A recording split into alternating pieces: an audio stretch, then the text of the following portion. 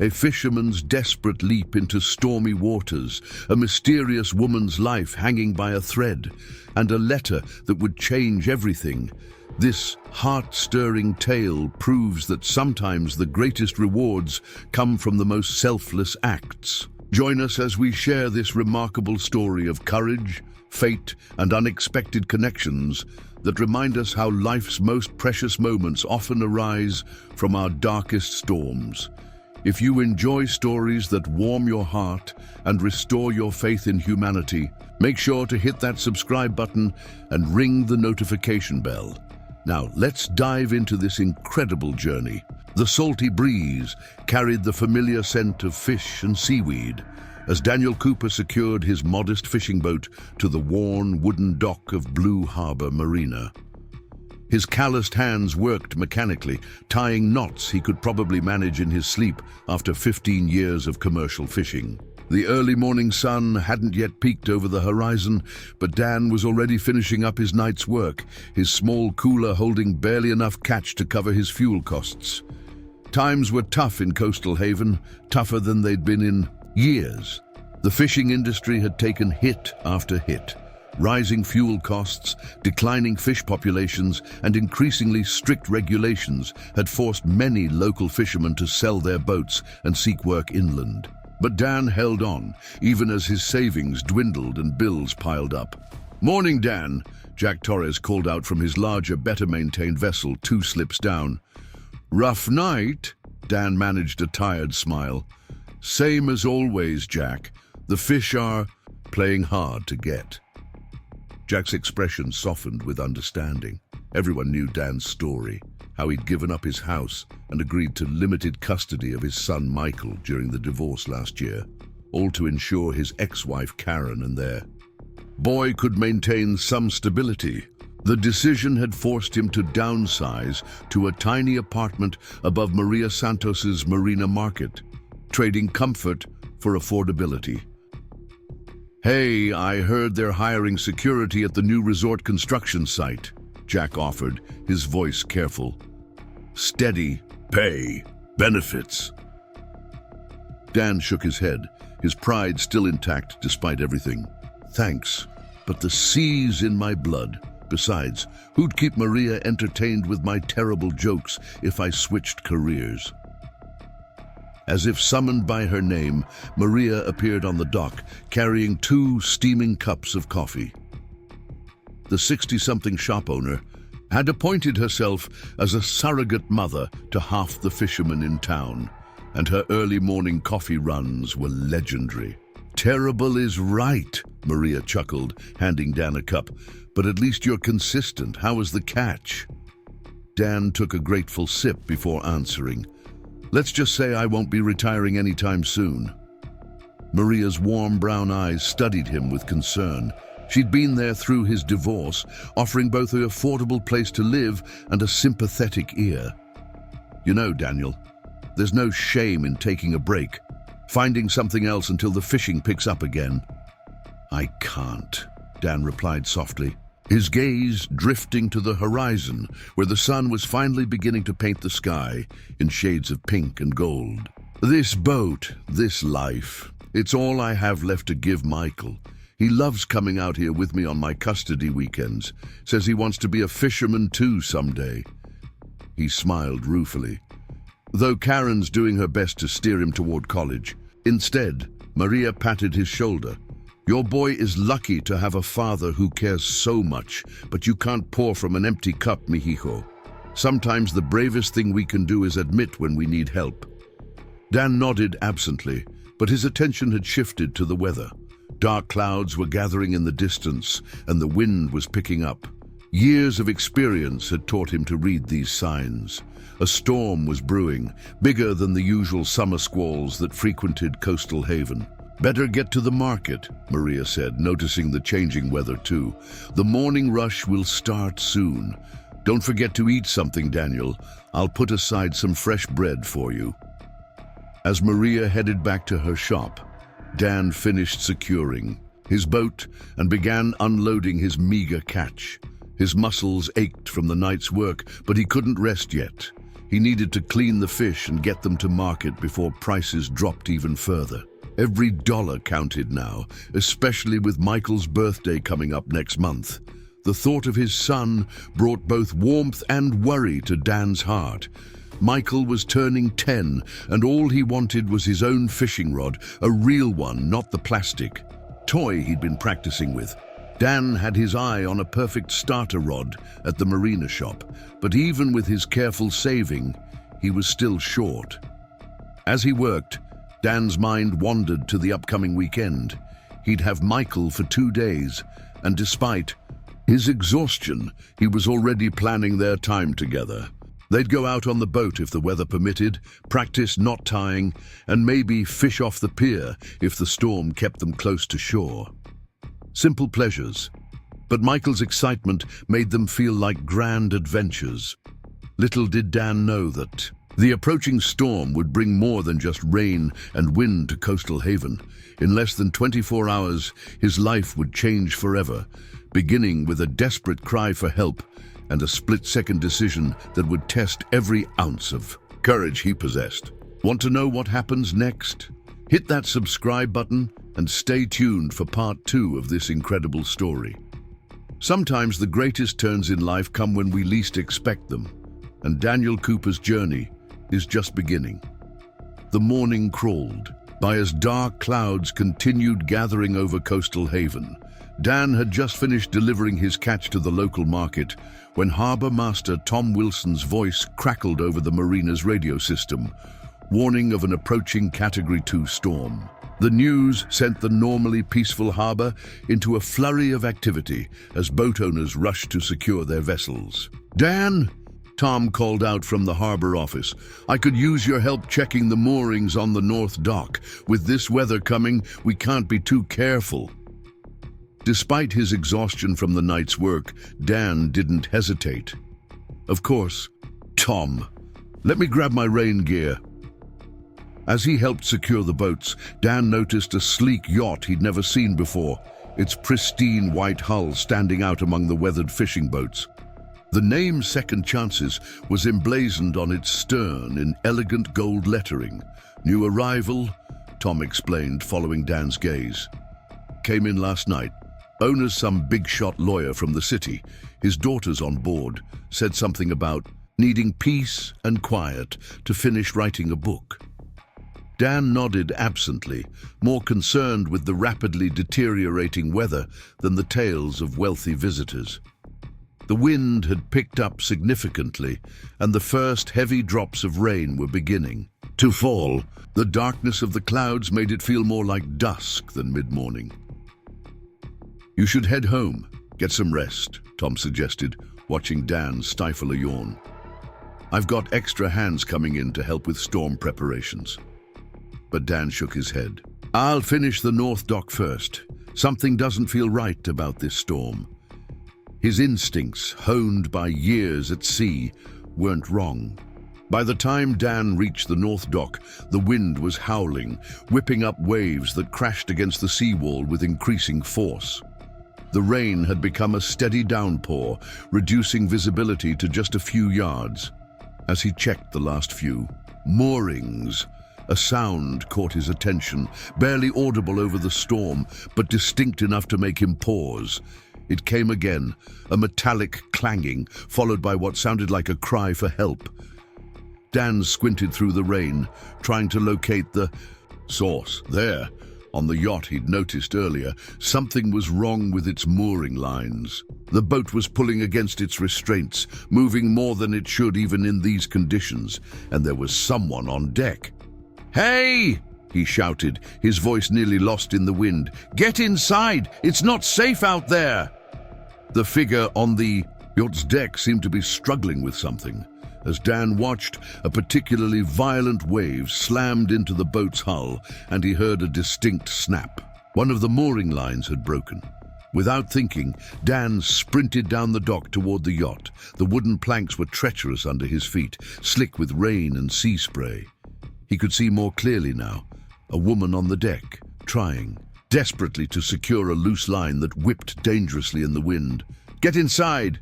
he shouted again, closer now. "I'll handle the line!" But either she couldn't hear him or chose to ignore his warning. The yacht was rocking violently, its remaining mooring lines straining against the force of the storm. As Dan watched in horror, another line snapped and the woman lost her balance.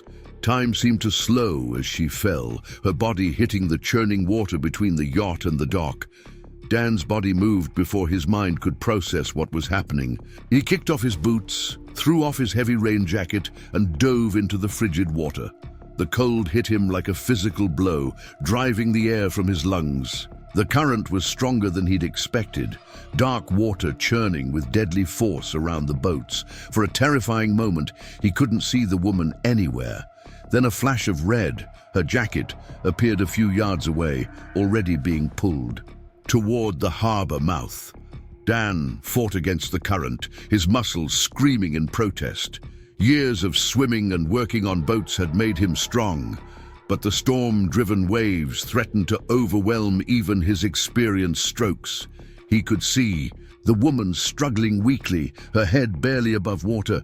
"Hold on!" he called out, pushing himself harder. "I'm coming!" Preparing and narrating this story took us a lot of time, so if you are enjoying it, subscribe to our channel. It means a lot to us. Now back to the story. He reached her just as another wave crashed over them both. Dan felt her fingers grasp his shirt, clutching with desperate strength. He wrapped one arm around her waist, using his free arm to try to swim back toward the dock. But the current was pulling them out, away from safety. "The ladder!" Tom's voice cut through the storm. The harbor master had appeared on the dock, pointing urgently. "Over there!" Dan saw it, an emergency ladder attached to the seawall just a few yards away. If they could reach it. He kicked hard, fighting against the pull of the water, every stroke a battle against exhaustion and the relentless current. The woman in his arms had gone worryingly still, but her grip on his shirt hadn't loosened. With one final surge of effort, Dan managed to grab the ladder's lowest rung. Tom was there in an instant, reaching down to help pull the woman up first, then extending a hand to Dan.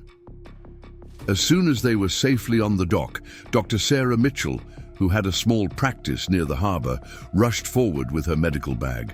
Rachel, can you hear me?" Dr. Mitchell called, checking the woman's vital signs. "She's breathing, but her pulse is weak. We need to get her warm immediately." Dan sat heavily on the dock, his whole body trembling with cold and exhaustion. Through the rain, he could see a small crowd had gathered. Maria among them, her face pale with worry. Someone draped a thick blanket around his shoulders, but he barely noticed, his eyes fixed on the unconscious woman being tended to by Dr. Mitchell. "The ambulance is on its way," Tom reported, crouching beside Dan. "That was either the bravest or the craziest thing I've ever seen. Probably both." Dan managed a weak smile. Just did what needed doing. But as the adrenaline began to fade, the full impact of what had just happened hit him. He could have died. They both could have died. If he'd been even a few seconds slower, if that ladder hadn't been there. "Daniel Cooper." Maria's stern voice cut through his thoughts as she knelt beside him, her eyes bright with unshed tears. "Don't you ever scare me like that again."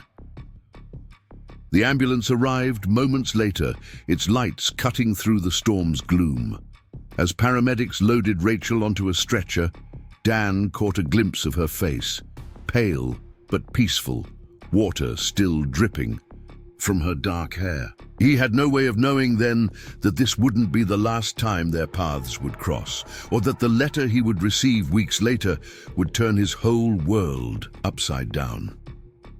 Want to find out what happens next? Don't forget to subscribe and hit that notification bell to catch the next part of this extraordinary tale. Sometimes the bravest acts come not from careful planning, but from following our hearts in moments of crisis. The storm that had nearly claimed 2 lives finally passed, leaving Coastal Haven to assess the damage in its wake. Dan spent the next day in bed, his body aching from the rescue and the long night's fishing that had preceded it. Maria had practically ordered him to rest, bringing him hot soup and checking on him regularly despite his protests that he was fine. Heroes need rest too, she'd insisted, ignoring his embarrassment at the term. The story of his rescue had spread through the small town like wildfire, but Dan wanted no part of the attention. He'd done what anyone would do, he told himself, nothing heroic about it. By evening, his phone was flooded with missed calls and messages, from Karen asking if he was really okay, from Jack offering to take his fishing slot for a few days, and even one from Tom Wilson saying the hospital had been asking for updates on Dan's condition. But it was the call from Michael that finally broke through Dan's desire for solitude. "Dad!" His son's excited voice burst through the speaker. "Mom says you saved someone from drowning. Were you scared? Was it like in the movies? Are you okay?" Dan couldn't help but smile at Michael's rapid-fire questions. "I'm fine, buddy, just a bit tired.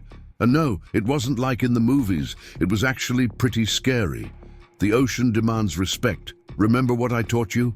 Always respect the sea, never turn your back on the waves," Michael recited dutifully. "Dad, I told everyone at school about you. They say you're a hero."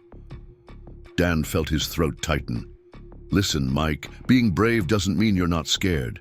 It means doing what's right even when you are scared. But promise me something, don't ever try anything like that yourself. That's what the Coast Guard is for." After reassuring his son and promising to tell him the full story during their upcoming weekend together, Dan ended the call feeling both warmed and unsettled by Michael's pride. He'd never wanted to be anyone's hero.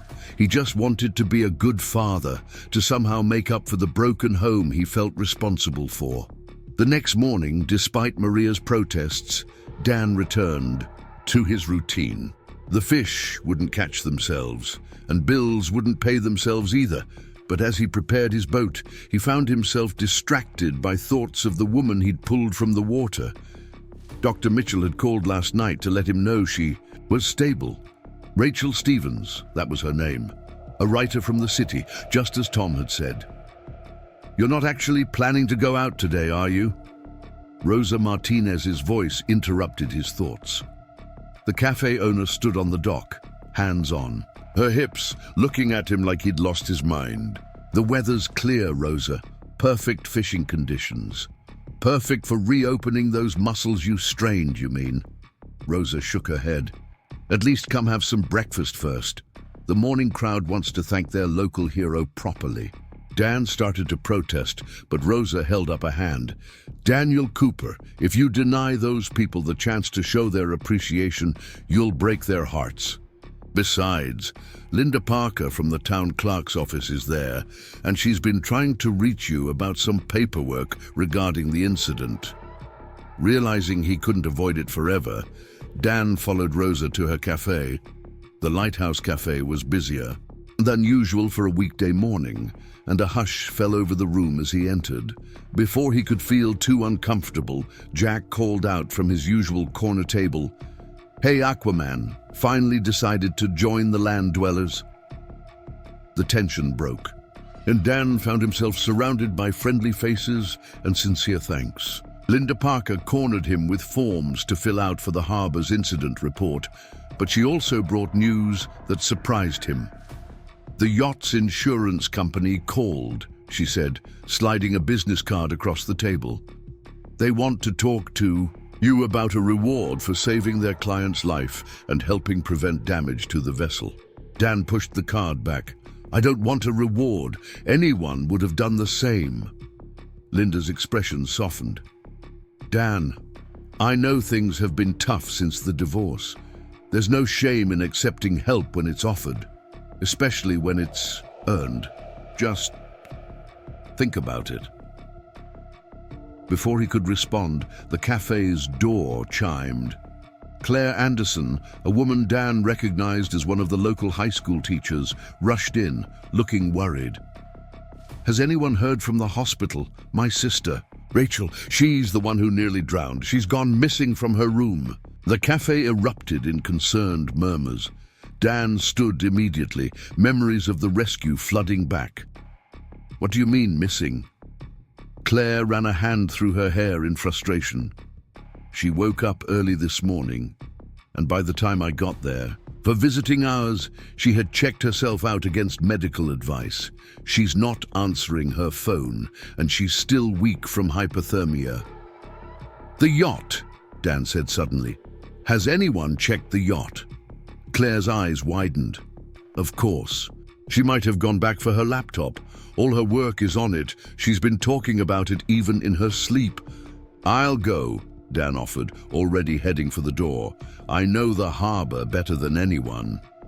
Despite protests that he should be resting, Dan made his way back to the marina, Claire following close behind.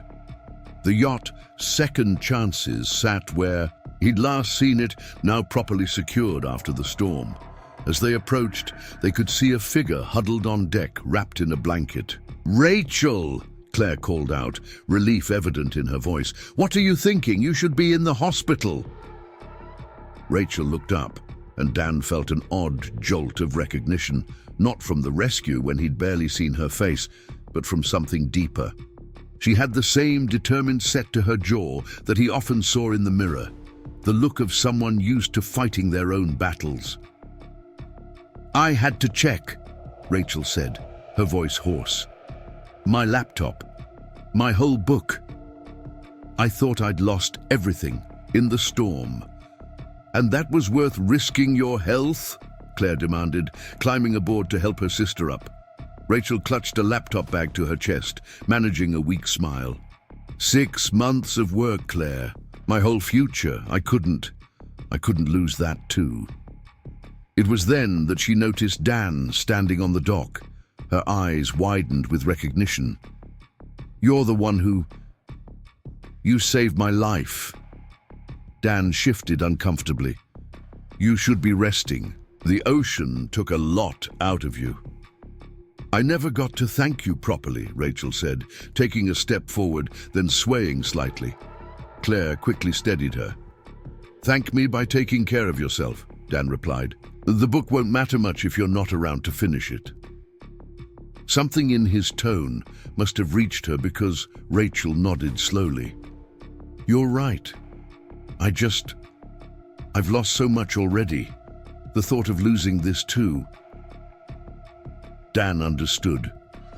Then the look in her eyes, the desperate need to check on her work.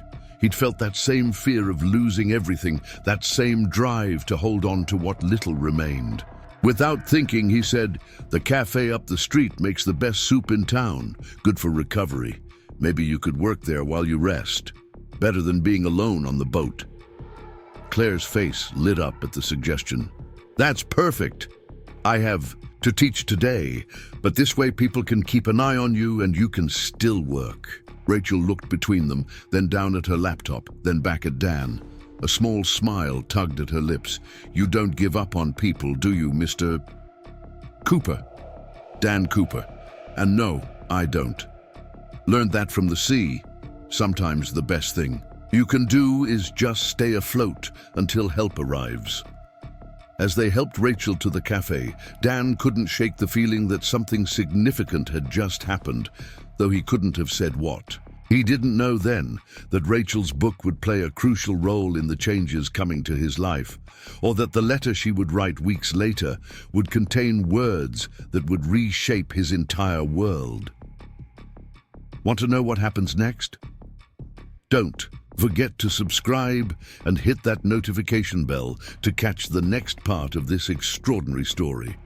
Sometimes the most important connections in our lives come disguised as simple acts of kindness. The next few days settled into an unexpected routine in Coastal Haven. Each morning Dan would return from his night of fishing to find Rachel already settled in her corner of the Lighthouse Cafe, her laptop open and a steaming cup of coffee at her elbow. She'd nod in greeting and he'd nod back, their shared experience hanging unspoken between them. Rosa had given Rachel the best table in the cafe, the one by the window with a view of the harbor. "Writers need inspiration," she'd declared, though Dan suspected it had more to do with keeping an eye on Rachel's recovery. The whole town had adopted her as one of their own, bringing her warm blankets, home-cooked meals, and endless cups of tea. One morning, about a week after the rescue, Dan was cleaning his catch when he heard footsteps on the dock. He looked up to find Rachel watching him work, her color much improved from the pale, shaking woman he'd pulled from the sea. "I hope I'm not interrupting," she said, wrapping her cardigan tighter against the morning breeze. "I've been watching you work every day from the cafe window. It's peaceful." Dan's hands didn't stop their practiced movements. "Nothing peaceful about it when the storms come." "No, I suppose not." Rachel was quiet for a moment, then added, "I've been trying to write about it, the storm, the rescue, but I can't seem to find the right words." "Sometimes there aren't any," Dan replied, focusing on his task. "Some things you just have to live through." Rachel took a step closer, studying his technique. "What are you doing?" "Filleting. Each fish needs different handling. This one," he held up a gleaming silver fish, "needs a gentle touch. Cut too hard, you waste good meat. Cut too soft, you leave bones." "Like writing," Rachel mused. "Each story needs its own approach. Push too hard, it feels forced. Too gentle, you miss the heart of it." Dan paused, looking at her properly for the first time that morning. There were shadows under her eyes that spoke of sleepless nights, but her gaze was clear and interested. "Your sister mentioned you're working on a book?" Rachel nodded, then hesitated. "It's about second chances, actually. People who lost everything and found their way back. I've been interviewing subjects for months, but now..." She trailed off, looking out at the water. "Now you've lived it yourself," Dan finished quietly. "Yes." Rachel turned back to him. Would you be willing to tell me your story? Not just the rescue, but everything. Claire told me a little about you, and Maria mentions you often. They say you gave up everything for your son." Dan's hands stilled on the fish. "Not much to tell. Made choices, lived with them, that's all." "Is it?" Rachel's voice was gentle. "From what I hear, you're the kind of person my book is about. Someone who lost their way but kept going, kept trying to do the right thing." Before Dan could respond, a familiar voice called out, "Dad!" Michael came running down the dock, followed by Karen at a more sedate pace. Dan quickly wiped his hands on his apron. It wasn't his weekend with Michael. Something must be wrong. "Hey, buddy, what are you doing here?" Michael crashed into him with a hug, oblivious to the fish scales now decorating his jacket. "Mom says I can go fishing with you today. She says, since you're a hero now, maybe you can teach me how to save people too." Dan shot a questioning look at Karen, who shrugged with a small smile. "He hasn't talked about anything else all week. I thought, maybe an extra day wouldn't hurt, if you're not too busy. For this guy, never too busy." Dan ruffled Michael's hair, his heart swelling at his son's excited grin. It was then that he noticed Rachel watching the scene with a thoughtful expression. "Oh, I'm sorry," he said. "Rachel, this is my son Michael and his mother Karen. This is Rachel Stevens. She's, the lady you saved!" Michael burst out. "Did you really almost drown? Was it scary? Did my dad swim like Aquaman?" "Michael!" Karen admonished, but Rachel laughed, a warm, genuine sound that seemed to brighten the morning. "It was very scary," she admitted, "but your dad was incredibly brave. You must be very proud of him." Michael puffed up his chest. "He's the bravest dad ever. Mom, can Rachel come fishing with us? Maybe she can write about it in her book." Karen looked uncertain, but Rachel quickly said, "Oh, I wouldn't want to intrude on your family time." "Please." Michael turned his best pleading look on his father. "She can interview you while we fish." Dan found himself caught between his son's hopeful expression and Rachel's embarrassed one. To his surprise, it was Karen who solved the dilemma. "Actually, that might be perfect," she said. "I have some errands to run in town, and this way someone else can help keep an eye on our budding sailor here." She gave Dan a meaningful look that he understood perfectly. She was trying to make up for their recent arguments about Michael's fascination with fishing. And so, an hour later, Dan found himself steering his boat out of the harbor with an excited 10-year-old and a slightly nervous writer as his crew. He'd insisted Rachel bundle up in one of his spare waterproof jackets, and though it was too big for her, she seemed comfortable enough. "Remember what I taught you about the radio?" Dan asked Michael, who was proudly wearing his new life jacket. "Check in every hour, report any problems immediately, and always say 'over' when you're done talking," Michael recited. Rachel watched their interaction with interest, occasionally making notes on her phone. When they reached Dan's favorite fishing spot, she helped Michael bait his hook, showing surprising skill.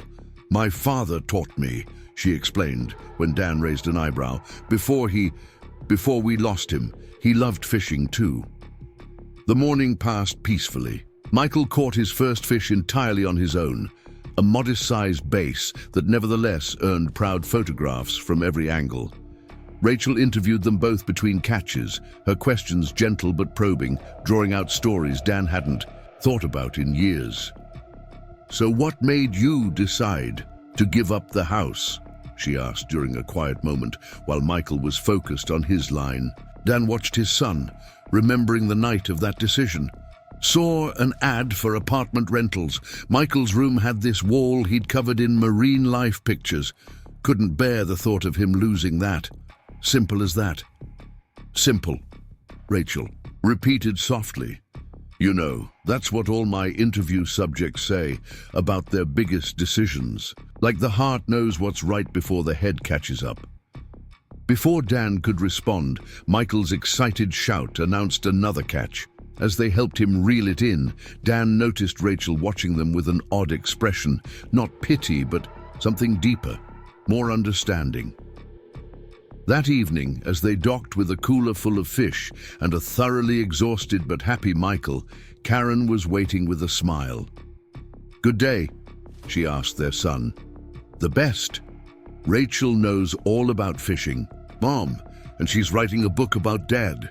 "Not exactly about your dad," Rachel corrected gently, "but he's helping me understand something important about courage and choices."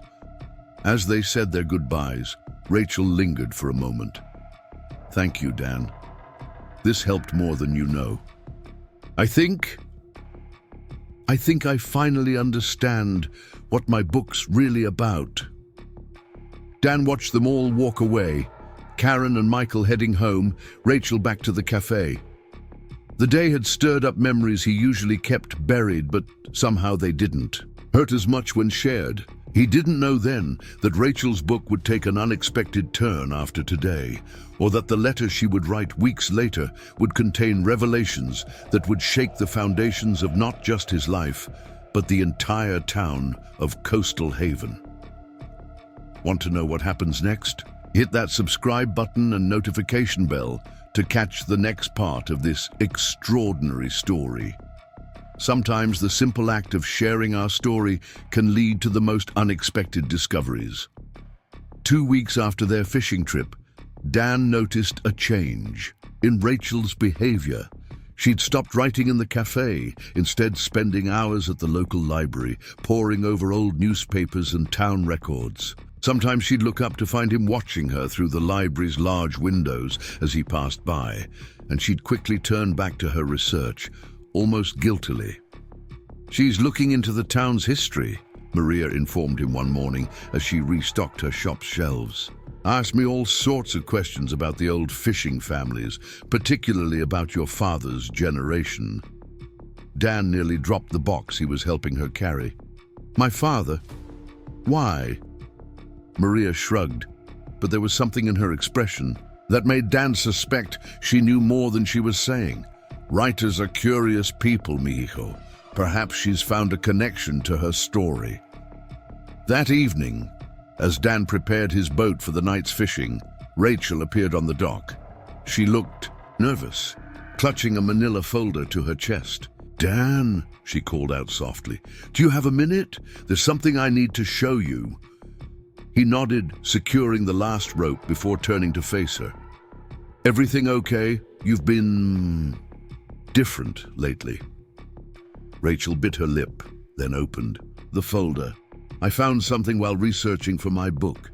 At first I thought it was just a coincidence, but she pulled out an old newspaper clipping, yellowed with age.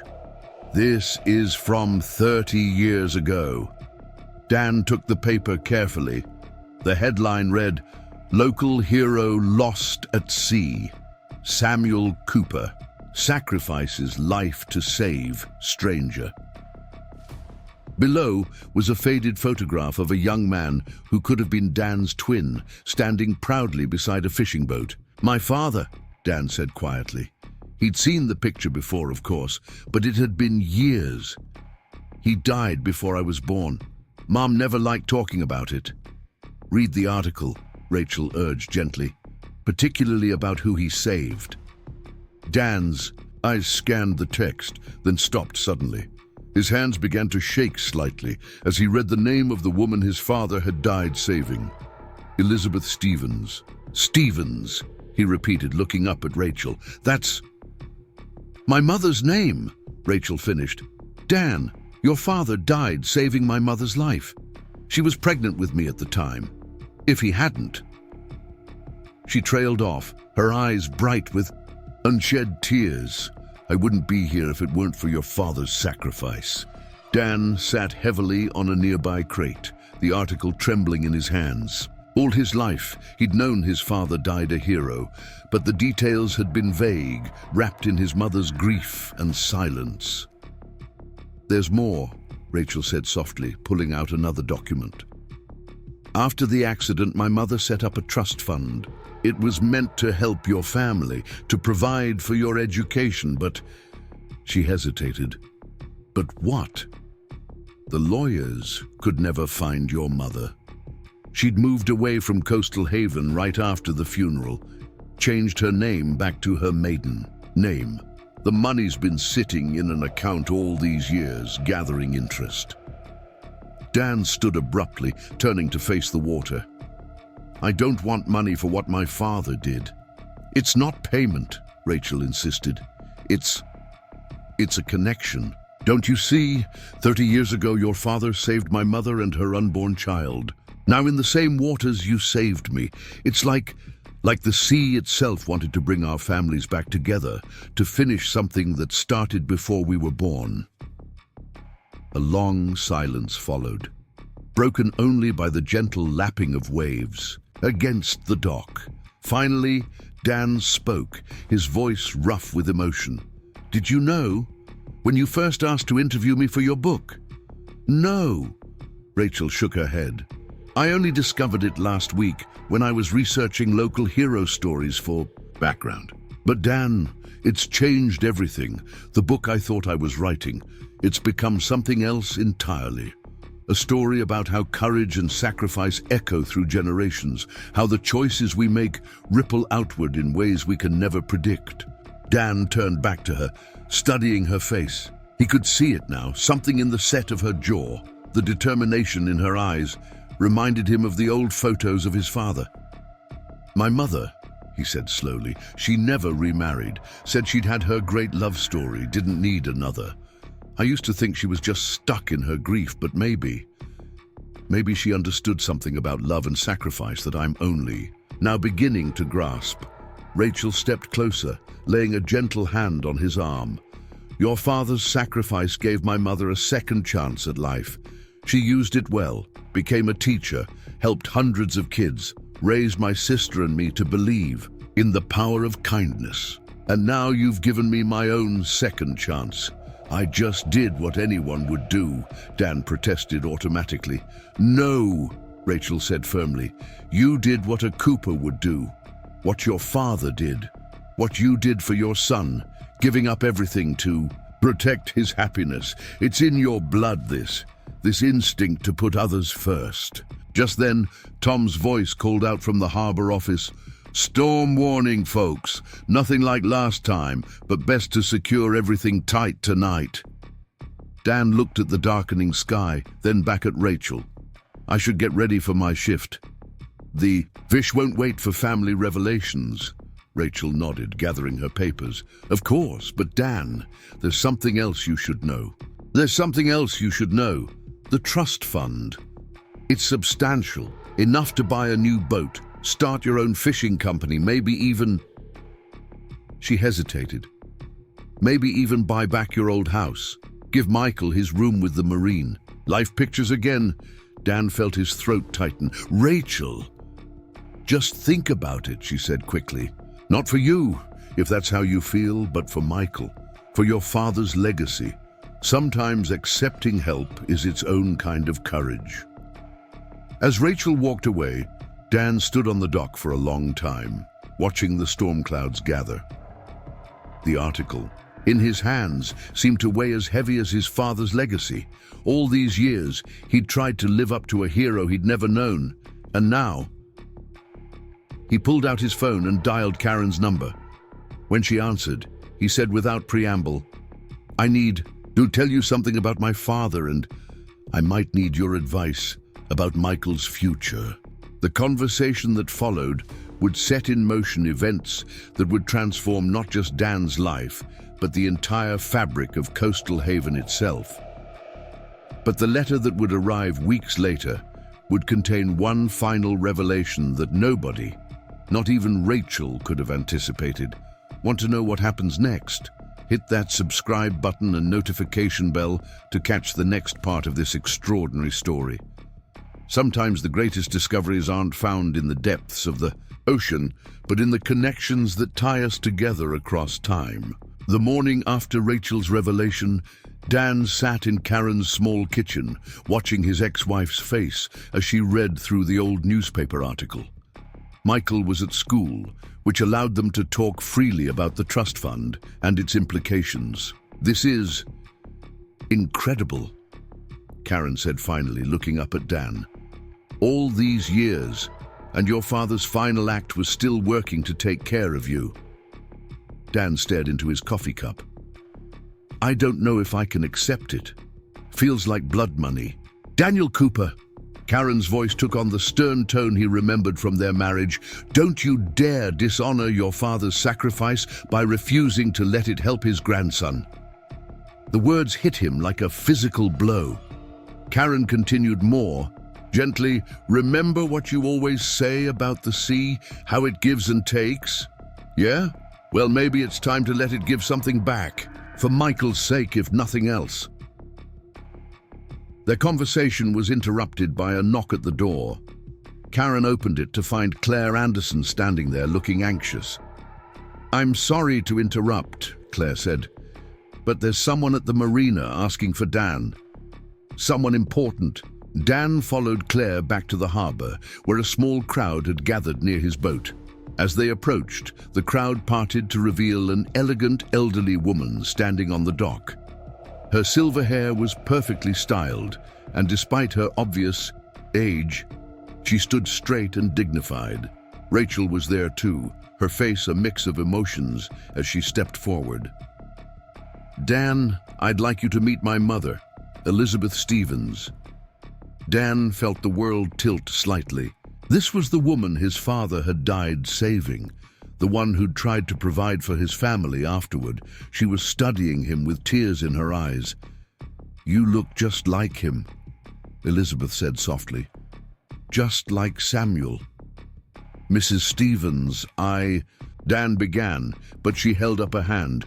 "Elizabeth, please, and let me speak while I have the courage." She took a deep breath. "I've spent 30 years carrying the weight of your father's sacrifice. When Rachel called to tell me what happened here, how you saved her life in almost the same spot where your father saved mine, I knew I had to come." She opened her handbag and pulled out an envelope, worn and yellowed with age. "I wrote this letter the day after the accident, but I never found the right address to send it. Perhaps it was waiting for this moment." Dan took the letter with trembling hands. Inside was a single page, covered in elegant handwriting. "Dear Mrs. Cooper, Your husband's last words to me were about his unborn child. As the waves tried to pull us under, he told me to live well enough for two. My baby will never know me, he said, but maybe they'll understand that sometimes love means letting go. Nah, I've tried to honor that charge every day since. The trust fund was never about repaying a debt. No amount of money could do that. It was about continuing the ripple of his sacrifice, ensuring that his child would have the chances he gave. Up. Your Samuel died so that my unborn daughter and I could live. I've carried that gift with reverence, trying to make every day worth his sacrifice. Now I know that his son grew up to be just as brave, just as selfless. The sea took Samuel from us, but it also bound our families together in ways we're only now discovering. Perhaps it's time to let that bond heal old wounds and build new bridges. With eternal gratitude, Elizabeth Stevens' Dan had to sit down, overwhelmed by his father's final words, finally reaching him across the decades. Rachel knelt beside him, her hand finding his shoulder. "There's something else," Elizabeth said. "Something I've never told anyone, not even my daughters." She looked out at the water, her eyes distant with memory.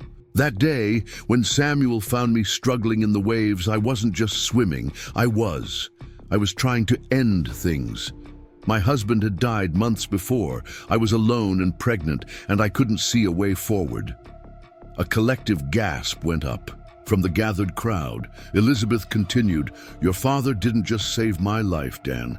He saved me from myself. He talked to me as he fought the current, told me about his own baby on the way, about how life was worth fighting for. When the final wave hit," her voice broke. "He could have saved himself, but he pushed me toward the rescue boat instead." Maria stepped forward, offering Elizabeth a steadying arm. The older woman smiled gratefully. "After that, how could I not choose to live? How could I not try to make something meaningful of the life he'd traded for mine?" Dan stood slowly, the letter still clutched in his hand. "All these years, I've been trying to live up to a hero I never knew. Turns out, he was even braver than I imagined." "And now you've proven yourself every bit his son," Elizabeth said firmly. "When Rachel told me about everything you've given, up for your own child, about how you risked your life to save her, Samuel would be so proud." Tom Wilson cleared his throat from the edge of the crowd. "Speaking of proud moments, Dan, remember that reward the insurance company offered? Well, they called again. They want to contract your services officially. Seems they're impressed by your rescue record. They're offering to help you start a proper marine rescue and assistance service here in Coastal Haven." Dan blinked in surprise. "What?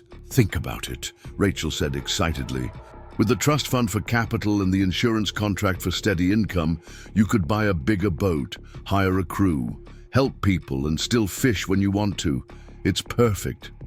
"And Michael could learn both businesses," Karen's voice came from behind them. She must have followed after their conversation. "Safe commercial fishing and marine rescue, a real family legacy." Dan looked around at the faces watching him. Karen's encouraging smile, Rachel's hopeful eyes, Elizabeth's dignified presence, Maria's knowing look, and all the townspeople who'd supported him through the years. He thought of Michael's pride in his fishing heritage, of his father's sacrifice, of the sea that had taken so much but given back in unexpected ways. He started, then stopped as he saw a familiar figure running down the dock. "Dad!" Michael called out, his backpack bouncing as he ran. "The school bus drove by and I saw everyone here and... Is everything okay?" Dan caught his son in a hug, suddenly sure of his decision. "Everything's better than okay, buddy. How would you like to learn about running a real rescue boat someday?" Michael's eyes went wide.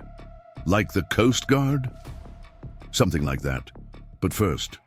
Dan looked at Elizabeth and Rachel, then back at his son. "First, I think it's time you learned about your grandfather. about what it really means to be a Cooper on these waters. The story that followed would change not just Michael's understanding of his family legacy, but the entire future of Coastal Haven. But the letter that Rachel would write weeks later would add one final incredible chapter to this interwoven tale of courage, sacrifice, and second chances. Want to find out how this extraordinary story ends?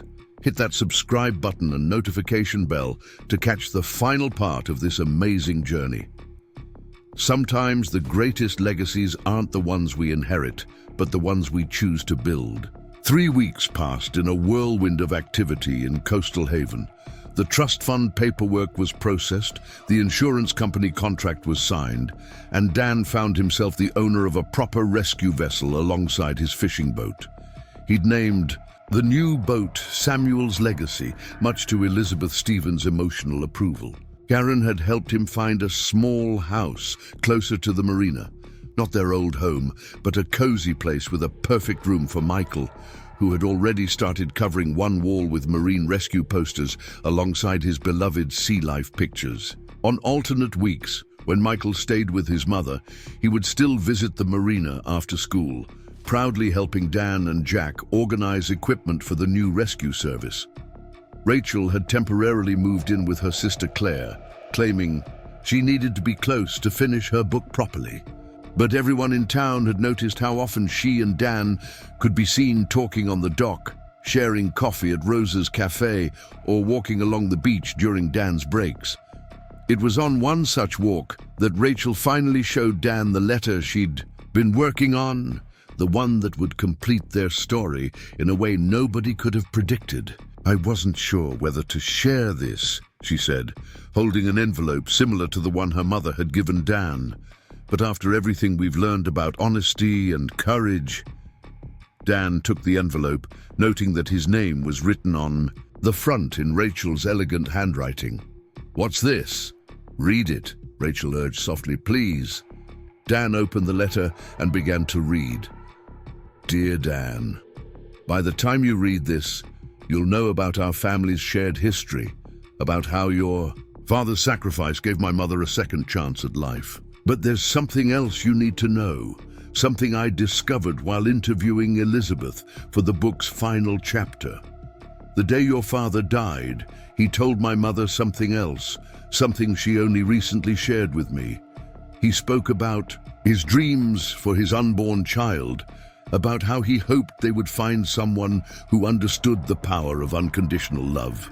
True love," he said, "isn't about grand gestures. It's about the quiet choice to put someone else's happiness first, day after day." When I first came to Coastal Haven, I was running away from a failed relationship and a life that had lost its meaning. I thought I was here to write a book about second chances. Instead, I found myself living one. The truth is, I've been falling in love with you since the day you pulled me from those waves. Not because you saved my life, but because of who you are.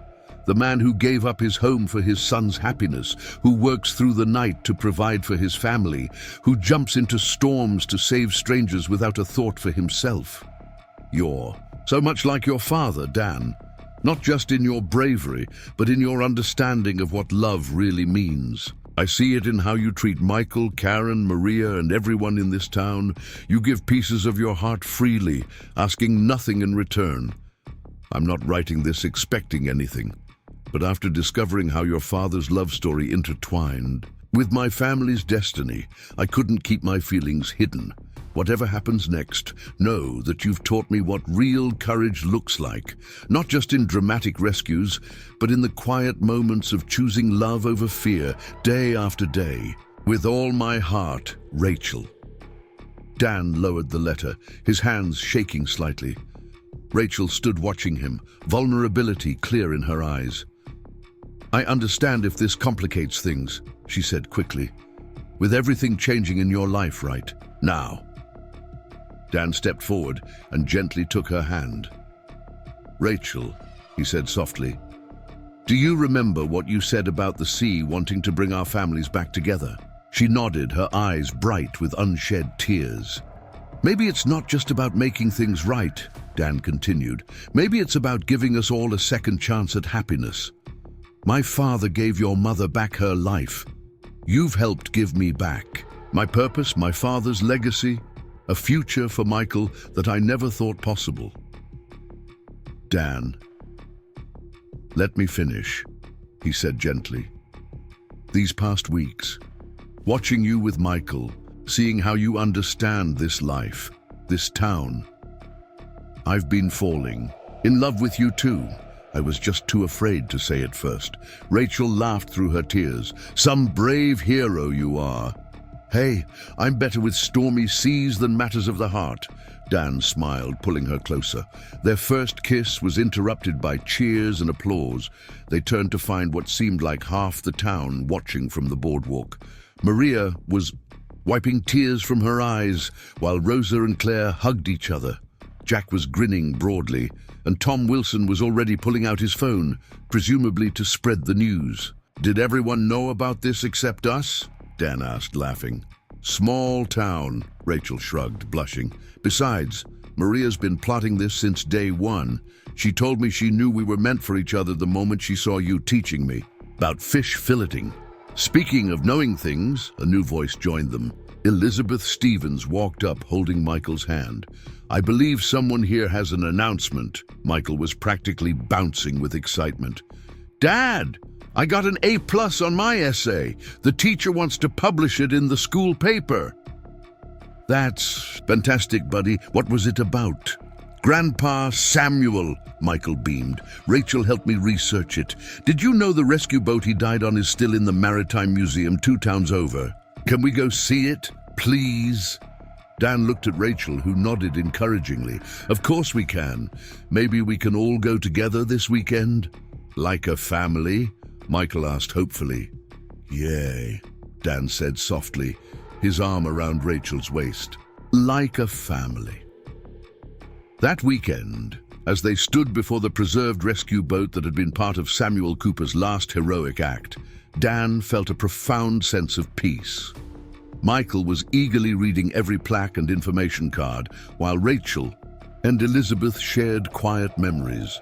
Karen had even joined them, saying Michael should have his whole family there for such an important moment. Later that evening, back in Coastal Haven, Dan stood on the deck of Samuel's Legacy, watching the sunset with Rachel.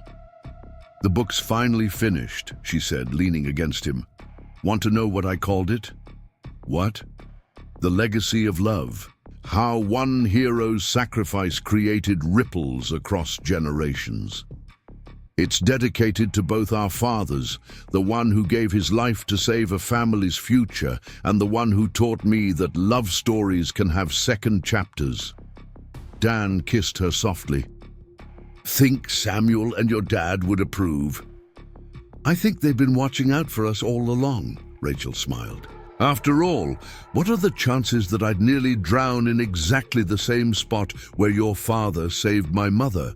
The sea might have taken him, but it also brought us together. As if in agreement, a gentle wave rocked the boat, and in the fading light, Dan could have sworn he saw 2 fishing boats on the horizon, their lights twinkling like stars falling into the sea. Sometimes the greatest love stories aren't about grand gestures or dramatic rescues. Sometimes they're about the quiet choice to believe in second chances, to honor the legacies we inherit, and to be brave enough to let love guide us home.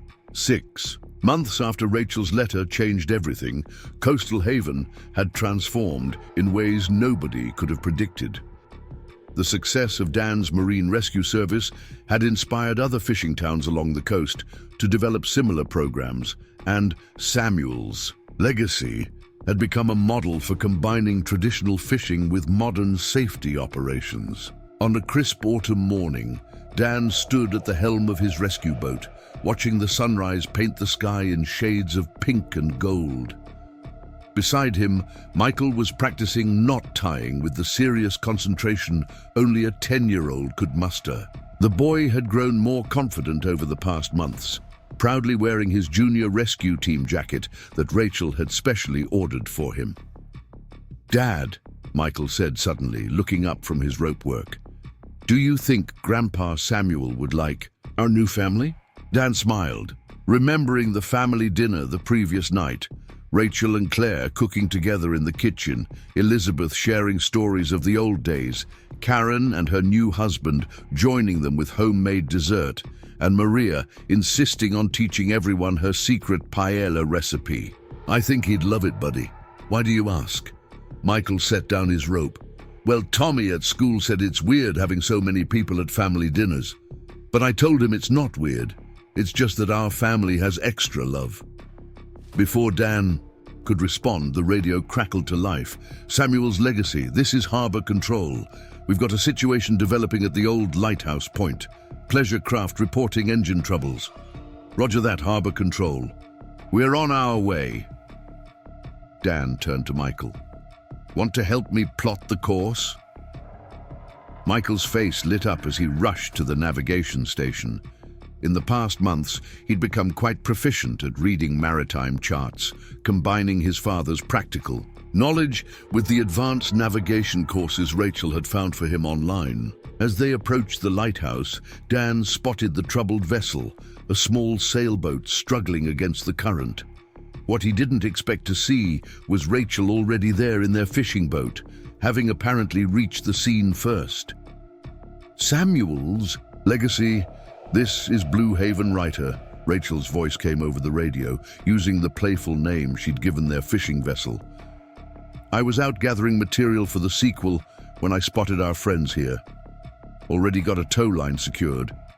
Dan grinned. Rachel had taken to maritime life with surprising enthusiasm, earning her basic boating certifications and often joining him on both fishing and rescue operations. Her second book, focusing on coastal communities and their evolution in modern times, had already generated significant publisher interest. "Show off," he replied fondly. "All right, Michael, what's the protocol here?" "Check for medical emergencies first," Michael recited confidently. "Then secure the scene and establish a safe towing configuration." The rescue went smoothly, and soon they were all back at the marina. As they helped the grateful sailors dock their boat, Dan noticed a crowd gathering near the harbor office.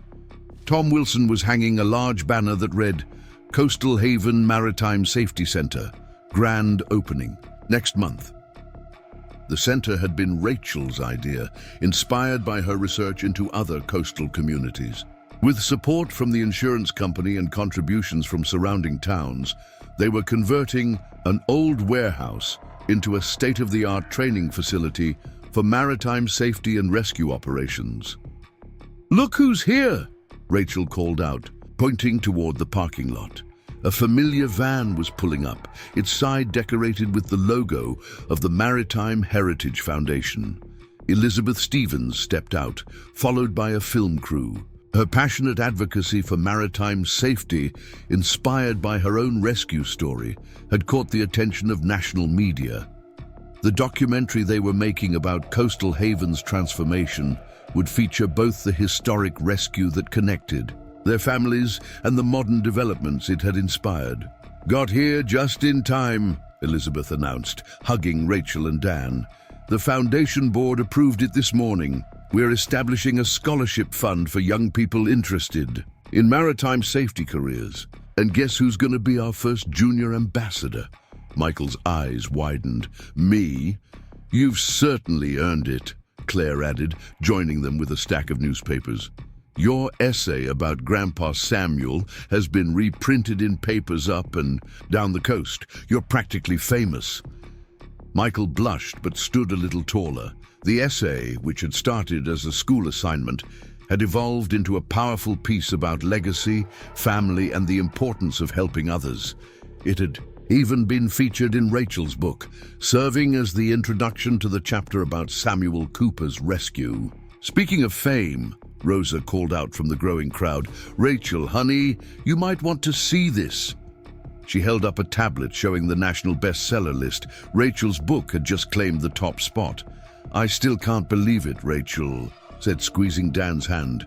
"A year ago, I thought I was writing a simple book about second chances. Instead, I found a story about how one act of courage can ripple across generations.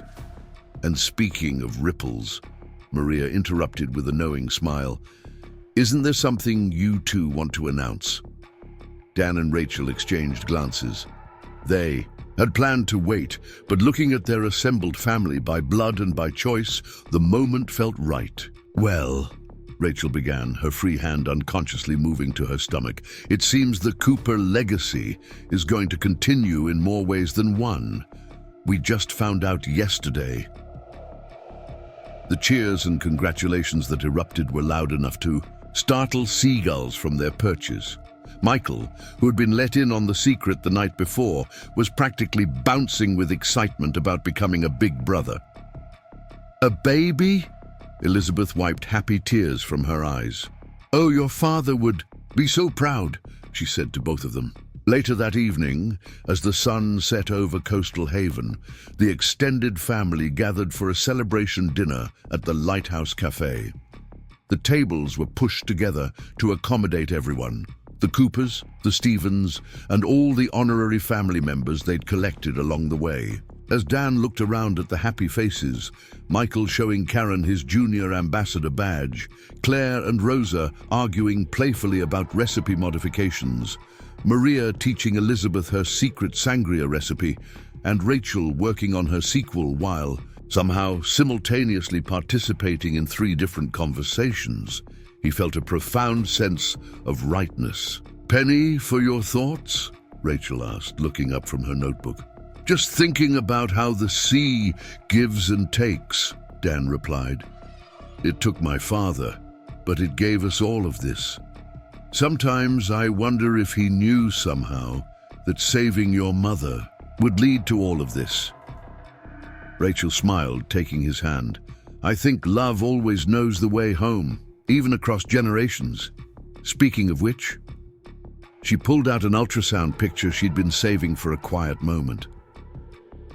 Look what the technician wrote. Dan squinted at the note on the image and felt his heart skip a beat.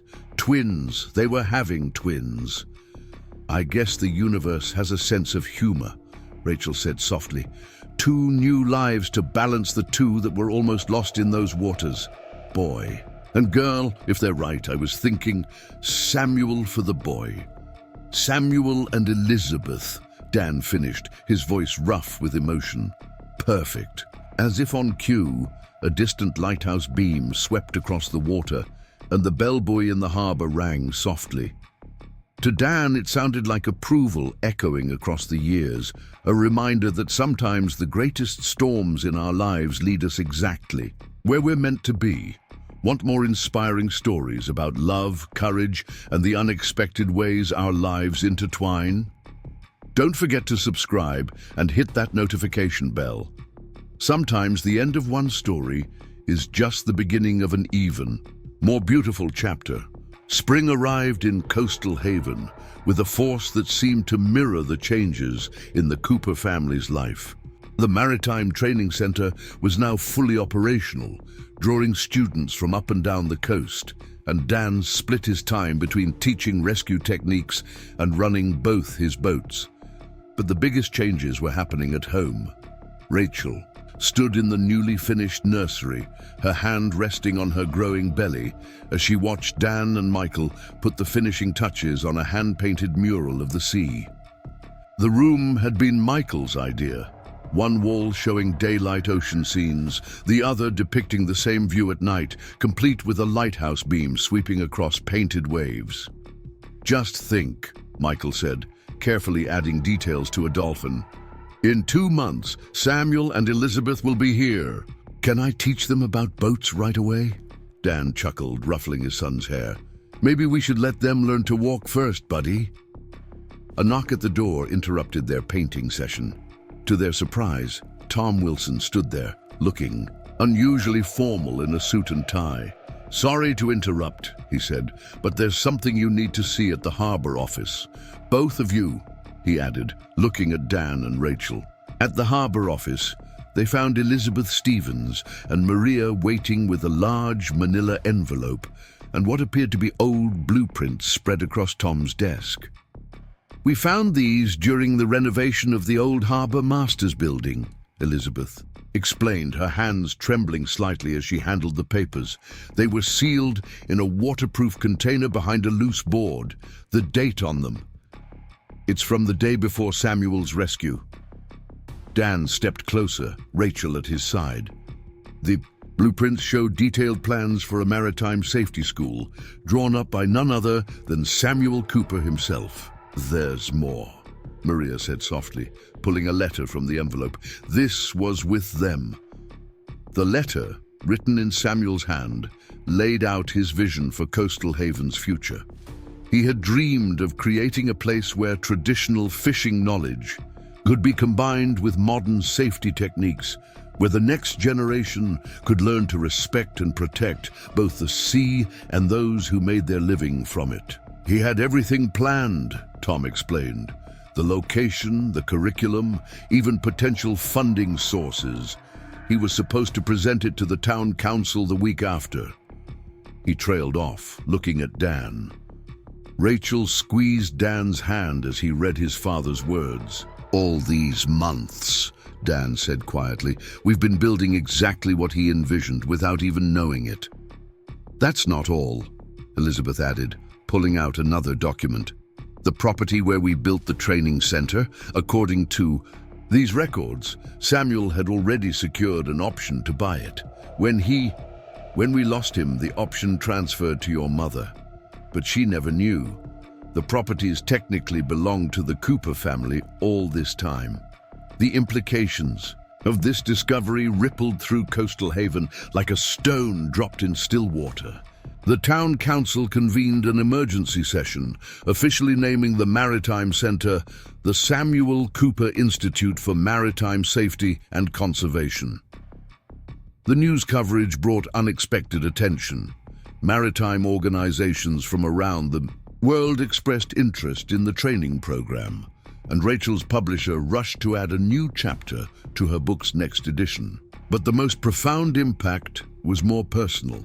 One evening, as Dan and Rachel walked along the beach, they found Michael sitting by the water's edge, reading his grandfather's letter for the 5th time. "Dad," he said thoughtfully, I know what I want to do when I grow up." "What's that, buddy?" "I want to run the institute, like Grandpa Samuel wanted to, like you're doing now." He looked up at them earnestly. "Did you know some of the kids at school are saying they want to learn about rescue operations too? Jenny Martinez says she's going to be the first woman captain in her family." Rachel smiled, easing herself down onto the sand beside him. "Sounds like your grandfather's dream is growing even bigger than he imagined." The conversation was interrupted by Rachel's sudden intake of breath. "Dan, what's wrong? Is it the twins?" She grabbed his hand, placing it on her belly. "Feel that? They're moving together like they're dancing." Michael placed his hand next to his father's, his eyes widening as he felt the movement. "Hey, little Samuel and Elizabeth, I'm your big brother." Later that night, after Michael had gone to bed, Dan and Rachel sat on their porch overlooking the harbor. The lighthouse beam swept across the water in its endless rhythm, and the bellbuoy rang softly in the distance. "I've been thinking," Rachel said, her hands cradling her belly, "about how your father's dreams lived on even when the papers were hidden away, how the sea kept his secrets until exactly the right moment. Like it was waiting," Dan agreed, "for all of us to be ready." The twins' room. Rachel hesitated. Would it be too much to put the blueprints on the wall? Not the technical parts, just the sketch of the building? So they can grow up seeing their grandfather's dream? "I think that would be perfect." Dan pulled her closer. "You know, when I found out about the twins, I was worried about living up to my father's legacy ×2, but now I understand. It was never about living up to anything. It was about building on what he started, making it our own." The next morning brought another surprise. A group of local fishermen, led by Jack, presented Dan with a proposal. They wanted to expand the Institute's program to include environmental conservation and sustainable fishing practices.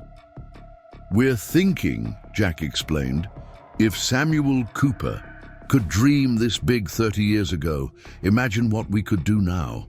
For our kids, for their kids." The proposal sparked a new wave of changes in Coastal Haven. The Institute began partnering with marine biologists, environmental researchers, and conservation groups. Michael, already proud of his junior ambassador role, threw himself into learning about marine ecosystems with the same enthusiasm he showed for rescue operations. As spring turned to early summer, Rachel's due date approached. The nursery was ready, its walls now adorned with not just the ocean mural, but also Samuel's carefully preserved blueprint, framed between the twins' cribs. The whole town seemed to hold its breath in anticipation. Want to know what happens when Samuel and Elizabeth Cooper join their remarkable family? Don't forget to subscribe and hit that notification bell for the next part of this extraordinary journey. Sometimes the greatest legacies aren't just the ones we inherit, but the ones we choose to build together. The old lighthouse had stood guard over Coastal Haven for over a century, its beam a constant companion to generations of fishermen. Now, as part of the expanding Samuel Cooper Institute, it was finally getting the renovation it deserved. Dan supervised the work personally, knowing the lighthouse's importance to the town's maritime heritage. On a warm summer morning, just weeks before Rachel's due date, the renovation crew made an unexpected discovery. Behind a loose panel in the lighthouse keeper's quarters, they found a weathered leather logbook. The dates matched the period when Samuel Cooper had served as a part-time assistant to the lighthouse keeper. "Dad!" Michael called out, racing up the lighthouse stairs, careful but excited. They found Grandpa Samuel's secret spot. Dan followed his son to where the construction foreman waited. The logbook was different from the official lighthouse records. This was personal, filled with Samuel's observations, sketches, and thoughts about the sea and those who made their living from it. "Look at this," the foreman said, pointing to a particular entry. The night before his last rescue, he wrote something interesting. Dan read the entry aloud. "The sea speaks to those who know how to listen. Tonight she's restless, warning of tomorrow's storm. But there's something else, a feeling I can't shake. My child will be born into this world of salt and spray, and I pray they'll understand what I've always known, that our true worth isn't measured in what we keep, but in what we give." Elizabeth's words today about the maritime school plans gave me hope.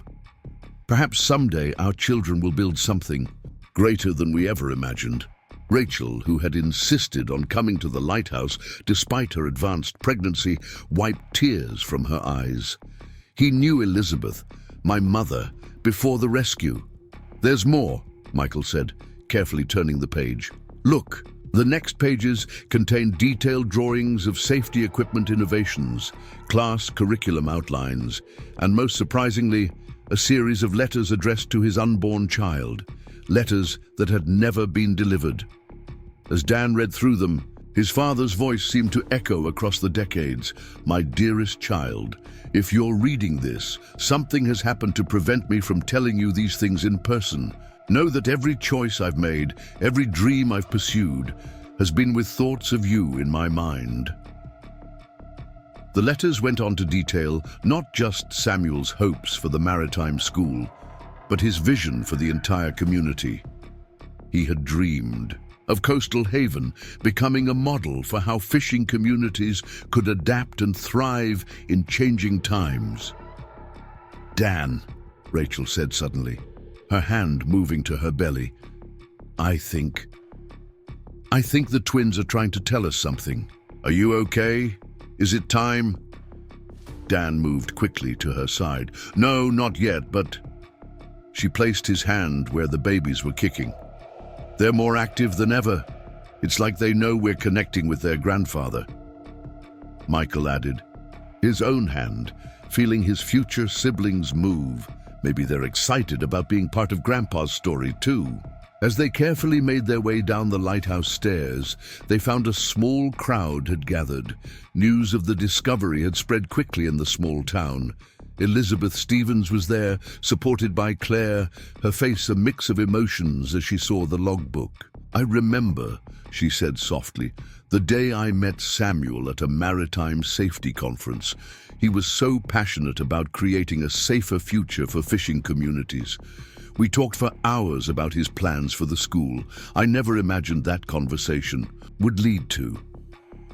She gestured at her daughter and Dan, at the growing institute, at all that had grown from those early dreams. Tom Wilson stepped forward, holding another set of documents. "In light of this discovery, the town council has made a decision. The lighthouse and surrounding property are being officially designated as part of the institute's campus. We're calling it Cooper's Point." The announcement was met with cheers from the gathered crowd. Jack, who had been examining the logbook's safety innovations, spoke up excitedly. "Some of these ideas, they were ahead of their time, but with modern technology, we could actually implement them now."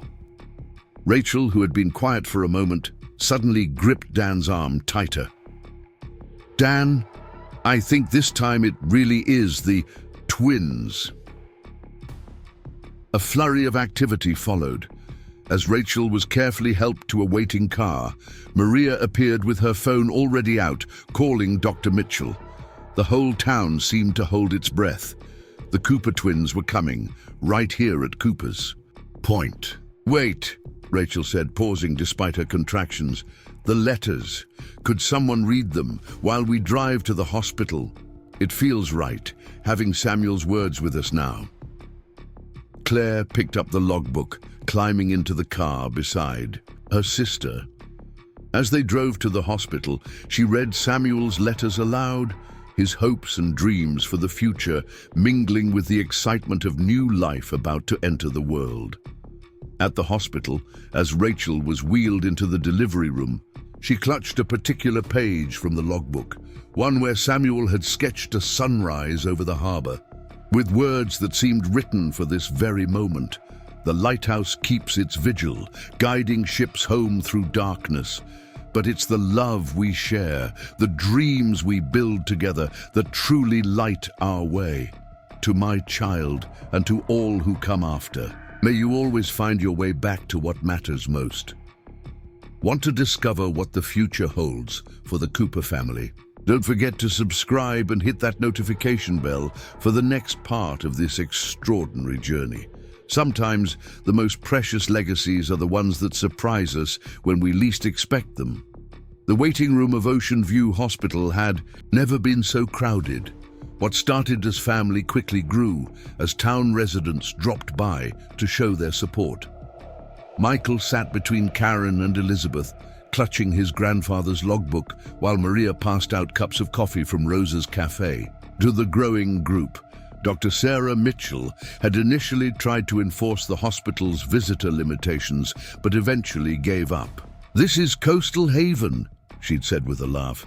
"These babies already have a whole town for a family." Jack Torres arrived still in his fishing gear, having rushed straight from his boat. "Any news?"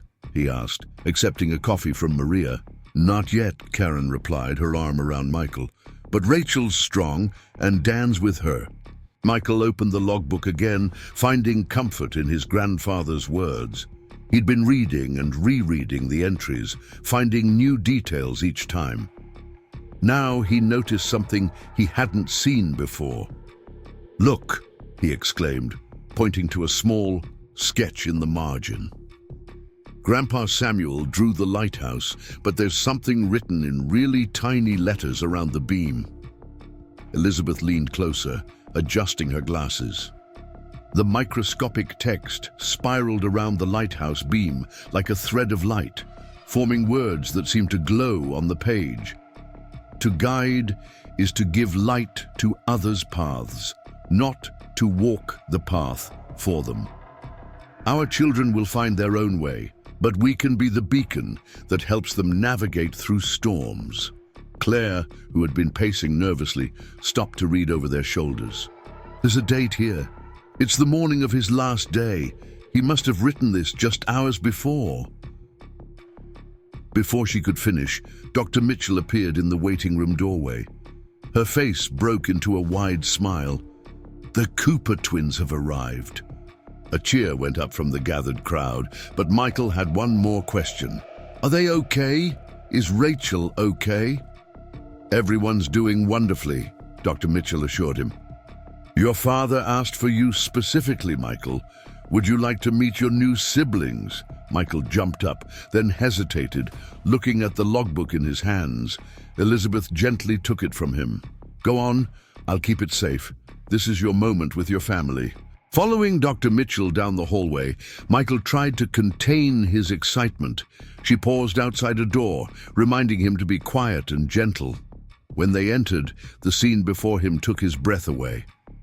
Rachel lay in the hospital bed, tired, but radiant, holding a tiny bundle wrapped in pink. Dan sat beside her, cradling an equally small bundle in blue. Both babies had wisps of dark hair like their father's. Hey, buddy, Dan said softly. Come meet Samuel and Elizabeth. Michael approached carefully, his eyes wide with wonder. Baby Samuel yawned in his father's arms, while little Elizabeth made tiny cooing sounds against Rachel's chest. They're so small, Michael whispered. Were you scared? Rachel smiled. A little. But then I remembered something your grandfather wrote about courage. It's not about being fearless. It's about facing our fears for something more important than ourselves. Speaking of Grandpa Samuel, Dan added, we found something else. In his logbook, while you were with Dr. Mitchell, there was a folded page stuck to the back cover. Would you like to read it to your new brother and sister? Michael nodded eagerly. Dan handed him a carefully preserved piece of paper, its creases, worn with age. In the soft light of the hospital room, Michael began to read. My dearest family, if you're reading these words, time has woven its mysteries between us. But know this, love echoes across generations, carrying forward the dreams we dare to dream and the courage we find to pursue them. Today, I had a vision of future Coopers standing at the helm, not just of boats, but of a legacy built on helping others. I saw our family's love for the sea transforming into something greater, a beacon of hope for all who seek safe harbor. To my child, your path may not be the one I imagined, but I trust you to forge it with the same courage and compassion that guides all true hearts. To my grandchildren, you are the living proof that love's ripples extend far beyond our understanding. May you find strength in your heritage and joy in creating your own stories. And to those who come after, remember that the greatest adventures begin not with maps and charts, but with the courage to take that first step into unknown waters. The lighthouse keeper told me once that every beam of light carries stories. Tonight, as I write this beneath its sweeping glow, I add our family's story to its eternal dance. May it guide you all home, no matter how far you roam. With endless love and faith in tomorrow, Samuel Cooper. As Michael finished reading, baby Elizabeth reached out and caught his finger in her tiny hand. Samuel, not to be outdone, made a small sound that might have been a coo or a laugh. Look at that, Dan said softly. They already know their big brother's voice. A knock at the door announced Elizabeth Stevens' arrival. She carried the logbook carefully, but also something else. A small, weathered box she'd retrieved from home after hearing about the twins' birth. I think it's time, she said, approaching the bed. Rachel, Dan, there's something else you should know about Samuel Cooper and that last day. Want to discover the final piece of this extraordinary family puzzle? Don't forget to subscribe and hit that notification bell for the next part of this remarkable journey. Sometimes the greatest treasures are the ones that wait generations to be found. Elizabeth Stevens' hands trembled slightly as she opened the weathered box. The hospital room fell silent except for the soft sounds of the newborn twins. Dan held baby Samuel closer, while Rachel cradled Elizabeth, both parents sensing the weight of the moment. "This box," Elizabeth began, "has been sealed since the day Samuel Cooper saved my life. I promised myself I would only open it when the time was exactly right." She carefully removed a sealed envelope, yellowed with age, but perfectly preserved. "This letter was meant for today." Michael leaned forward in his chair as Elizabeth began to read. "To the Cooper family. If you're reading this, then something remarkable has happened. Elizabeth Stevens promised me she would keep this letter safe until the day a Cooper child was born in Coastal Haven again. Not just any child, but one named for the bond between our families. You see, on the morning of the storm, Elizabeth and I had a long conversation about the future. She was pregnant, scared, and hiding a pain few knew about, the recent loss of her husband. I shared my own fears about the child I would never meet, the dreams I might not live to fulfill. We made a pact that morning. If anything happened to me, she would watch over my family from afar, ensuring my child would have opportunities I couldn't provide. In return, I promised that if I survived, I would help her rebuild her life, give her unborn child a chance at a future filled with hope. The sea had other plans that day, but our pact remained. Elizabeth, if you're there as this is read, you kept your promise more thoroughly than I could have imagined. Through all the years of searching, trying to find my family, never giving up on the connection we forged that morning, to my grandchildren, the maritime school wasn't just my dream. It was born from that conversation with Elizabeth. We both believed that Coastal Haven could be more than just a fishing town. It could be a place where knowledge and tradition blend, where the past guides the future without constraining it. And to the twins, who must now be present for this letter to be read, you are the living embodiment of that long ago pact. Your very names carry the story of two families bound by sacrifice, courage, and unwavering faith in tomorrow. There's one last thing. In this box is a key. It opens a safety deposit box at Coastal Haven Bank, box number 1947. Inside is everything needed to ensure the Institute's future, legal documents, additional funds, and a vision for expansions I could only dream of. Elizabeth and I set it up together that morning, both contributing what we could to create something lasting. Remember, the lighthouse doesn't just warn of dangers. It promises safe harbor, guides wanderers home, and stands as a testament to the enduring power of hope. With eternal love and faith, Samuel Cooper, written with witness and partnership of Elizabeth Stevens, April 15, 1994. As Elizabeth finished reading, she removed an old brass key from the box. Dan and Rachel exchanged glances, both too moved to speak immediately. It was Michael who broke the silence. "So, Grandpa Samuel and Mrs. Stevens planned everything, even before the rescue?" Elizabeth nodded, wiping tears from her eyes. "We spent hours that morning planning, dreaming, hoping. Neither of us knew what the storm would bring, but we both believed in leaving something meaningful behind." Baby Elizabeth chose that moment to make a small, demanding noise, followed immediately by her brother's sympathetic cry. As Rachel and Dan soothed the twins, Claire appeared at the door. "Sorry to interrupt, but there's something you all need to see." They followed Claire to the hospital room's window. Outside, despite the late hour, what looked like half of Coastal Haven had gathered. People held candles, their light mixing with the sweep of the lighthouse beam across the harbor. Someone had hung a banner that read, "Welcome Samuel and Elizabeth Cooper, our future is bright." Tom Wilson organized it, Claire explained, said the whole town wanted to welcome its newest protectors. Dan held his son while Rachel cradled their daughter, both parents moving closer to the window. Michael stood between them, one hand on each twin's blanket. Behind them, Elizabeth Stevens held Samuel's logbook close to her heart. "Look at that," Dan said softly. "Your grandfather's legacy lighting up the night." The next morning, when Dan visited the safety deposit box, he found exactly what Samuel had promised, and more. The legal documents ensured the Institute's future, but there was also a collection of personal letters, one addressed to each of his potential grandchildren, filled with wisdom, love, and hope. But perhaps most touching was a final note written in both Samuel's and Elizabeth Stevens' handwriting. To those who find this, we write this together, hours before the storm that will change everything. Whatever happens today, know that true courage isn't in grand gestures, but in the quiet choice to put love first, to believe in tomorrow even when today seems dark. The sea gives and takes, but love only grows.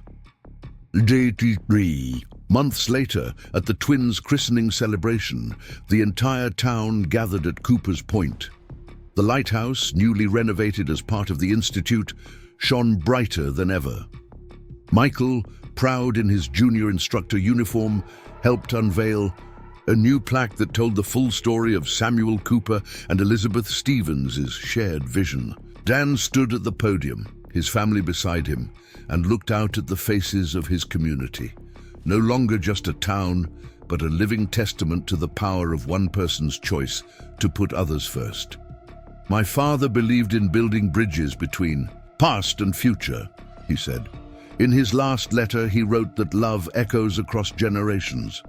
Looking at all of you today, at my children, who carry both our family's names and hopes, I finally understand what he meant. Every act of courage, every choice to help others, creates ripples we may never see. But sometimes, if we're very lucky, those ripples come back to us as waves of blessing, carrying us home to exactly where we're meant to be. As if in agreement, both twins chose that moment to laugh, their joy echoing across the water like a promise of tomorrow. Thank you for joining us on this incredible journey of love, courage, and the boundless power of choosing hope. If this story touched your heart, you won't want to miss what's coming next. Up next, we've got 2 more extraordinary tales that will captivate you just as much. Don't forget to subscribe and hit that notification bell to catch these amazing stories. Sometimes the greatest adventures are the ones that remind us what truly matters. Remember, every act of kindness, every choice to help others, creates ripples that echo far beyond our understanding. Thank you for being part of this journey.